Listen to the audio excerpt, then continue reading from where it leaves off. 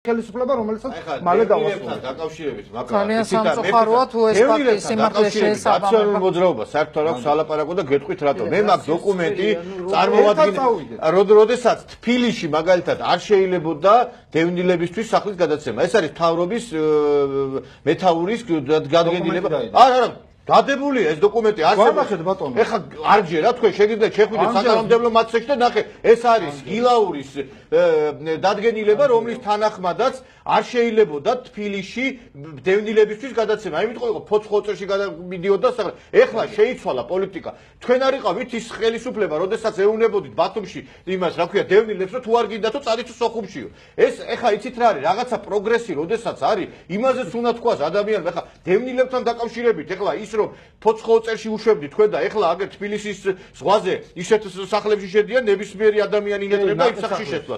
მე კიდე ეხლა თქვენ რომ დევნილებზე ლაპარაკობთ ნაციონალური მოძრაობა, იმიტომ არის დამნაშავე რომ 20%-ის ოკუპაციას მან შეუწყო ხელი.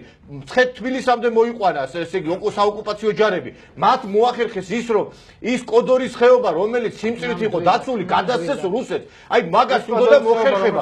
მაგას უნდა მოხერხება და მე კიდე ეხლა იცით რა შეა საქმე, როდესაც არის რაღაცა სიტყვაზე ლაპარაკი, თქვენი პრეზიდენტის სიტყვა გაიხსენეთ 2008 წელს რომ ლაპარაკობდა რომ ჩვენ სოხუმში ვიქნებოდით, არ გასვოთ ეს სიტყვები და ჩვენ სოხუმში კი არა ვარ დღეს ის ოკუპაცია, ის რაც გაგვაჩნდა ჩვენ, ის სამაჩაბლო სოფლები, ის აფხაზეთის კოდორის ხეობა, რომელიც სტრატეგიული ობიექტი იყო საქართველოსთვის, ის ყველაფერი დაიკარგა იმ უბნური პოლიტიკის შედეგად. მე დამესახმები თქვენ რაც ახალ ოკუპაციიდან.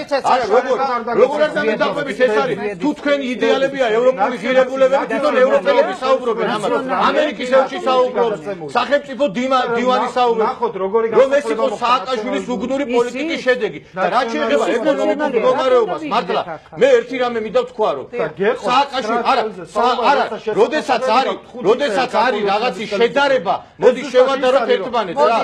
ევანდელი ხელისუფლება და ნაციონალობის შედარება არის რაღაცას გაპარი, იმიტომ რომ მაშინ ადამიანები მაგათი მოსმენა დახრეტები ხდებოდა ქუჩაში, შიზე რო ლაპარაკობთ, ეხლა შიზე რო ლაპარაკობთ, მართლა ეხლა კარგით რა ხალხო რა, ქუჩაში იხვრიტებოდა ხალხი. პრეზიდენტის ოჯახი პრეზიდენტის ახლა ოჯახის წევრი თუ არ ყომანი არ უნდა დაიჭირონ ის მოიცა ერთი წამით ის პრეზიდენტის ოჯახის წევრი სააკაშვილის დროსაც იყო დაჭერილი მაშინ უკანონოდ იჭერდნენ არა პრეზიდენტის ოჯახის წევრები თუ არიან ნარკომანები არ უნდა დაიჭირონ შიზე ლაპარაკოს მას შიზე დღეს ეხლა შეგოყარგო ის ვიზა ლიბერალიზაცია